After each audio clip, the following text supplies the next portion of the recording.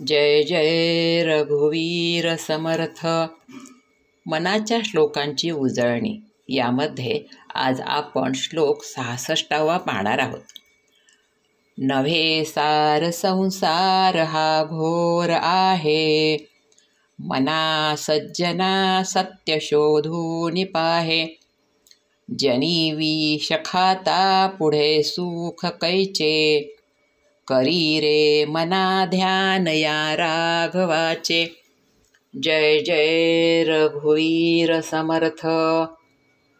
या श्लोकात समर्थांनी आपला संसार विषयक दृष्टिकोन स्पष्ट केलेला आहे. संसार हा आसार आहे, त्यामध्ये सार भाग असं काहीच नाही, म्हणून त्यामध्ये रस घेऊ नये असे समर्थ म्हणतात. नव्हे सार संसार हा घोर आहे. संसाराला समर्थांनी घोर म्हटलं आहे. घोर म्हणजे भयंकर, भयानक. या संसाराच्या आसक्तीने अनेक प्रकारच्या चिंता मागे लागतात आणि या आसक्तीमुळे एकदा का हा संसार मागे लागला की मग त्यातून सुटका नाही. आधी मुंज, मग लग्न, गरोदरपण, बाळंतपण, आजारपण असे हे चक्र सुरू होते.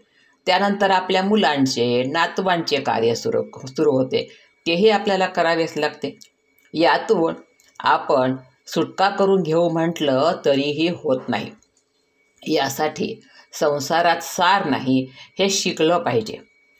केवळ रामदास स्वामींनीच फक्त हे सांगितलं असं नाही, तर जवळजवळ सगळेच संत एकदा दोनदा नाही, हजारदा न कंटाळता माणसाला हे सत्य समजावून सांगतात की बाबा रे, संसार नश्वर आहे, असत्य आहे. तरीही माणसाला ते पटत नाही. जसे कुत्र्याचे शेपूट वाकडे ते वाकडे, त्याला कितीही सरळ करण्याचा प्रयत्न करा, ते सरळ होतच नाही. तसेच माणसाचे आहे. संसारामध्ये खरे असे शाश्वत सुख नाही, त्यामध्ये आसक्त होऊ नये हे कितीही सांगितले तरी माणसाला ते कळत नाही. काही वेळा कळतंही पण वळत नाही. संसार हा घोर आहे हे नक्की, पण तो टाकता येत नाही, सोडता येत नाही. संसाराचं स्वरूप असं आहे की धरलं तर डसतं आणि सोडलं तर पळतं. म्हणून समर्थ म्हणतात, संसार हा कर्तव्य भावनेने करायचा, आसक्तीने नाही. त्याकरता संसाराची असारता समजून घेतली पाहिजे. म्हणून समर्थ पुढे म्हणतात, मना सज्जना सत्य शोधून पाहे. समर्थ मनाला सारखे सज्जन म्हणा असेच म्हणतात. खरंच आहे का हो आपलं मन सज्जन? नाही, मन मुळी सज्जन नाहीच.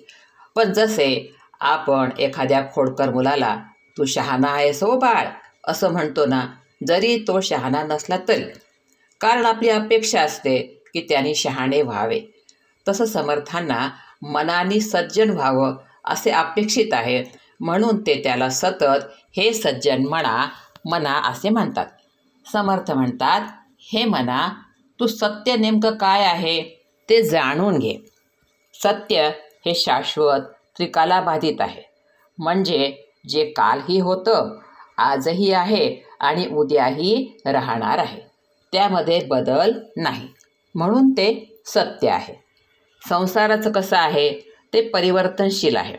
जे काल होतं ते आज असणार नाही. इतकंच काय हो, जे एका क्षणापूर्वी होतं ते दुसऱ्या क्षणाला राहणार नाही. काल फुल उमललं तर आज ते कोमेजणार. आज केलेला स्वयंपाक उद्या शिळा होणार. जी जी गोष्ट जन्माला येणार ती एक ना एक दिवस नष्ट होणार. म्हणून संसार असत्य आहे, असार आहे. सत्य तो एक परमात्माच आहे, जो सर्व प्राणीमात्रांच्या हृदयात निवास करतो. त्याला जाणून घेण्याचा प्रयत्न करायला पाहिजे. त्यातच खरे सुख, आनंद आहे. म्हणूनच तर त्या परमात्म्याला सच्चित आनंद असे म्हणतात. या संसारात राहायचे, पण त्यामध्ये अडकायचे नाही, ही कला माणसाला जमली पाहिजे. जसे कमळ पाण्यात राहते, पण ते ओले होत नाही, पाण्याचा एक थेंबही त्याला चिकटत नाही, तसे आपल्याला या संसारामध्ये राहता आले पाहिजे. संसार हा विषाप्रमाणे आहे. म्हणून समर्थ म्हणतात की विष पिऊन कुणी सुखी झालेला नाही. जनी विष खाता पुढे सुख कैचे. विष प्राशन केल्यानंतर माणसाला यातना, दुःख, वेदना या होणारच. संसाराची तसेच आहे. आपण जितके या संसाराच्या आसक्तीरूपी विषाला पीत जाऊ ना, तितकं ते विष आपल्याला दुःखरूपाने प्राप्त होणार, वेदना होणार. संसारामध्ये खऱ्या अर्थाने आपले कुणीच नसते. सगळे संबंध हे स्वार्थाचे. म्हणूनच संसारात कर्तव्य भावनेने करायचा, आसक्तीने नाही. मी करता न म्हणता राम करता म्हणून संसार करावा, म्हणजे दुःख होत नाही. राम जे देईल त्यात समाधानी असावे. सुख समाधान शेवटी मानण्यावरच आहे. नाहीतर महालात राहून सगळे काही असूनही लोक दुःखी असतातच, तर कोणी झोपडीत राहूनही सुखी आणि समाधानी असतात. हे जर समजले तर मग संसार घोर राहत नाही. फक्त आसक्ती सुटणे गरजेचे आहे. त्याकरता एक श्रेष्ठ असं साधन समर्थांनी आपल्याला पुढच्या ओळीमध्ये सांगितलेलं आहे. समर्थ म्हणतात, करी रे मना ध्यान या राघवाचे. हे मना, तुला जर खरं सुख पाहिजे असेल तर तू राघवाचे ध्यान कर. सतत त्या भगवंताचं स्मरण कर. तुला संसाराचं त्यामुळे भय वाटणार नाही. माणसाने दिवसाकाठी थोडा तरी वेळ ईश्वर चिंतनाकरता, ईश्वराच्या ध्यानाकरता काढलाच पाहिजे. एक निश्चित वेळ, एक निश्चित जागा ठरवून ध्यान करावं. जी जागा निश्चित केली तिथे स्वच्छ असं आसन घालावं. त्यावर जमल्यास पद्मासन घालून बसावं. जमत नसल्यास सुखासनात बसावं.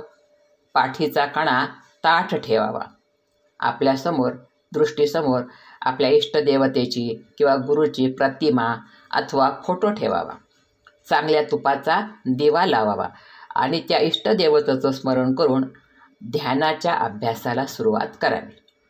मन एकाग्र करण्याचा प्रयत्न करावा. सुरुवातीला मन ध्यानात लागणार नाही. कारण काय, तर या मनाला सतत संसाराचं, विषयाचं चिंतन करण्याची सवय लागलेली असते.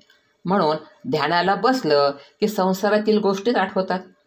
पण निरंतर सतत असं रोज ध्यान करीत गेल्यास ध्यानात मन लागतं.